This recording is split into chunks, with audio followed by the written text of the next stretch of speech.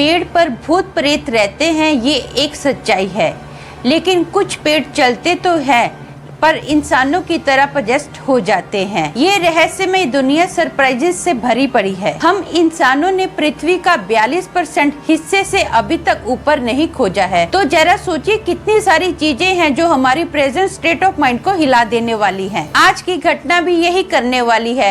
ये रोंगटे खड़े कर देने वाला रोमांचकारी और खौफनाक खुराक देने के लिए काफी है। हेलो दोस्तों, मेरा नाम अमन है। मैं आप सभी के मनपसंद यूट्यूब चैनल कहानी रंगमंच में आपका स्वागत करती हूँ।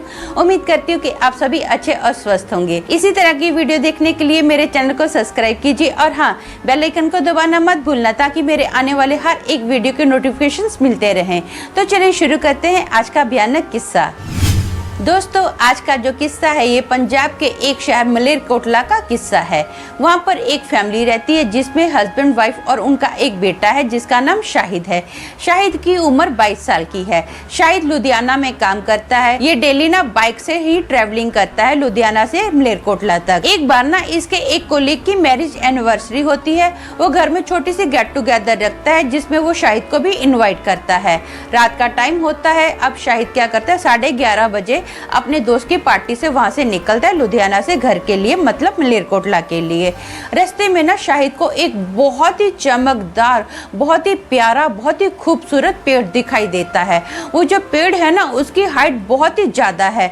वो जो पेड़ है देखने में ऐसा लगता है कि जैसे कोई इंसान हो। उसके हाथ पैर तो है लेकिन उसकी ना मुंडी नहीं है। शाहिद को ये देखकर ना बड़ा एक्साइटमेंट होता है। शाहिद सोचता है कि मैं ना इस पेड़ के साथ ना फोटो खींचता हूँ और सोशल मीडिया पर अपलोड करता हूँ, मुझे बहुत सारे व्यू आएंगे, लोगों के अच्छे अच्छे कमेंट आएंगे। शायद ना उस पेड़ के साथ फोटो तो खींच लेता है। जैसे ही वो सोशल मीडिया पर अभी अपलोड करने ही जा रहा है तो देखता है कि उसके मोबाइल में नेट ही नहीं है। तो शायद सोचता है कि ऐसा करता हूँ, घर पर जाऊंगा, वाईफाई लूंगा और वहां से अपना फोटो अपलोड कर दूंगा। रात के वक्त अपने ये घर पर जाता है। घर पर जाने के बाद ना इसको अजीब सी बहुत ही ज्यादा थकान होती है। इतनी थकान इसको कभी भी पहले महसूस नहीं होती है। ये घर पर जाता है और अपना चुपचाप सो जाता है। जब इसकी आँख खुलती है ना तो ये देखता है कि इसकी जो मम्मी है इसके सर के ऊपर ना पट्टियां कर रही है ठंडे पानी की। इसके डैडी इसका हाथ पकड़कर बैठे हैं, बहुत ही टेंशन में है और डॉक्टर इसके सामने खड़ा है। इसको बहुत ज्यादा बुखार होता है। इसको 104 डिग्री बुखार आया होता है। डॉक्टर इसको इंजेक्शन देता है, ये चुपचाप सो जाता है। रात को 8 बजे इसकी आँख खुलती है। इसको ना थोड़ा ठीक लगता है तो इसकी मम्मी ना बहुत ही प्यार से इसके पास आती है और वो खिचड़ी लेकर आती है और बोलती है, बेटा डॉक्टर ने ना तुझे खिचड़ी खाने के लिए बोला है, ले गरम गरम मैंने तेरे लिए खिचड़ी बनाई है, खा। वो अपने हाथों से इसके मुंह में ना खिचड़ी डालने वाली होती है तो ये बोलता है, नहीं मम्मी मेरा दिल नहीं करता है, मुझे खिचड़ी विचड़ी कुछ नहीं खानी है। ये क्या करता है, चुपचाप ना बाहर निकलता है घर से बाहर। इसको बहुत सारे चक्कर आ रहे होते हैं, इससे खड़ा भी नहीं होया जा रहा होता, फिर भी ये घर से बाहर निकलता है। अब ये घर के बाहर जैसे ही गया है ना तो इसके पड़ोसी फटाफट इनके मम्मी डैडी के पास आते हैं और बोलते हैं कि देखो आपका बेटा क्या कर रहा है। जब इसके मम्मी डैडी पड़ोसी के घर में जाके देखते हैं ना तो वो एकदम चौंक जाते हैं, उनके तो पूरे होश उड़ जाते हैं। शाहिद क्या करता है, इनके पड़ोसियों के घर में ना बहुत सारी भैंसें होती हैं तो भैंसों के जो गोबर होता है ना, शायद उस एक हाथ से गोबर को खा रहा होता है और दूसरे हाथ में जो भैंस का पानी होता है ना बाल्टी के अंदर, इसने अपना हाथ उस बाल्टी में डुबोया हुआ है। धीरे धीरे वो जो पानी है ना कम होता जा रहा है। इसके मम्मी डैडी को समझ में नहीं आ रहा कि हो क्या रहा है। इसके मम्मी डैडी इसको ना फटाफट उठाते हैं और घर के अंदर लेकर जाते हैं। इसके मम्मी डैडी बोल रहे हैं, तू क्या कर रहा है, पागल हो गया है क्या?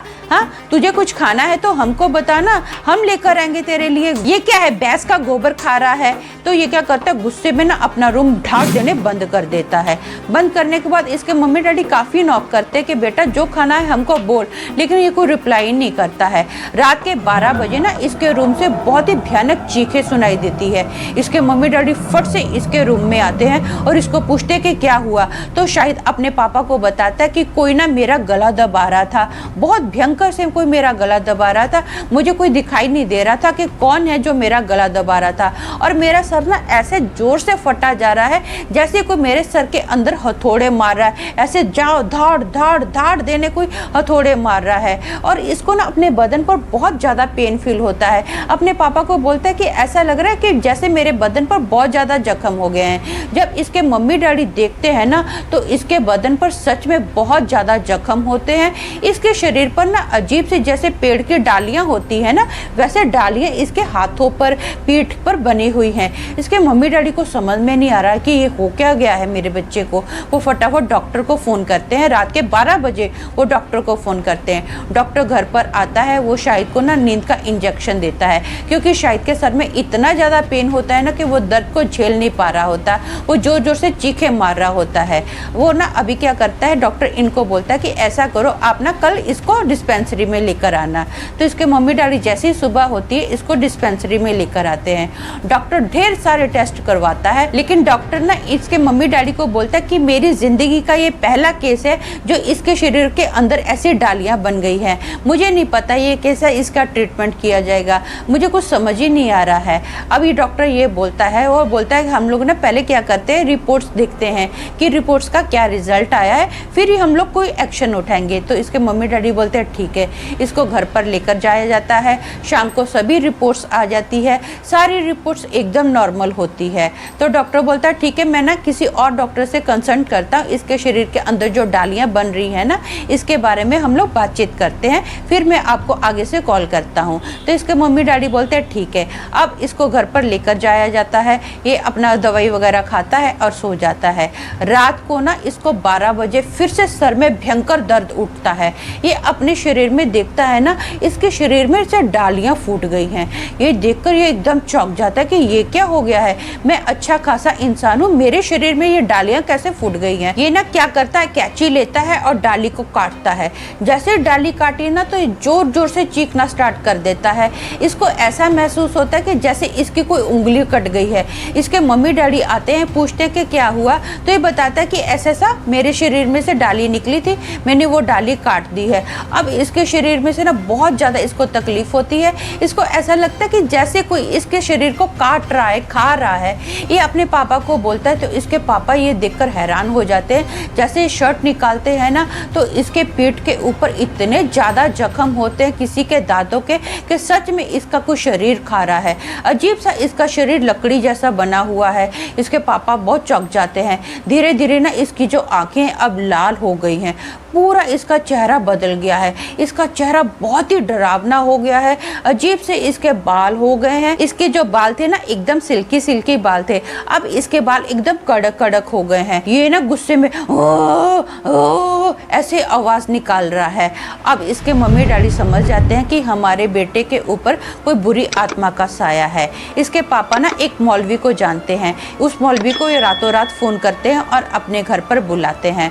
मौलवी जो होता है काफ़ी झाड़ फूक करता है इसके ऊपर, कई घंटे वो झाड़ फूक करता है, लेकिन इसके अंदर जो भी बुरी आत्मा समाई होती है ना उसको समझ ही नहीं आता है। मौलवी बड़ा परेशान हो जाता है। वो काफ़ी टाइम इसके ऊपर झाड़ फूक करता है। फाइनली वो इसके पापा को बोलता है कि मैंने ना एक जिन को अपने कब्जे में किया हुआ है। वो जो जिन है ना इसके अंदर जो भी चीज़ समाई है उसके साथ फाइट करेगा, उसके साथ डील करेगा और उसको इसके शरीर में से निकाल देगा। तो इसके पापा बोलते हैं ठीक है। वो मौलवी क्या करता है, अपने झोले में से ना एक बोतल निकालता है और उस बोतल में से ना एक धुआं सा निकलता है और सीधा वो शाहिद के शरीर में प्रवेश करता है। अब शाहिद जो है ना अपने सारे कपड़े फाड़ देता है, जोर जोर से चीखे मारता है, इधर भागता है रूम में, उधर भागता है, अपने बेडरूम की सारी चीजें फेंक रहा होता है और फाइनली इसके ना आंगन में एक झाड़ होता है, उस झाड़ पर चढ़ जाता है और धाड़ देने गिरता है।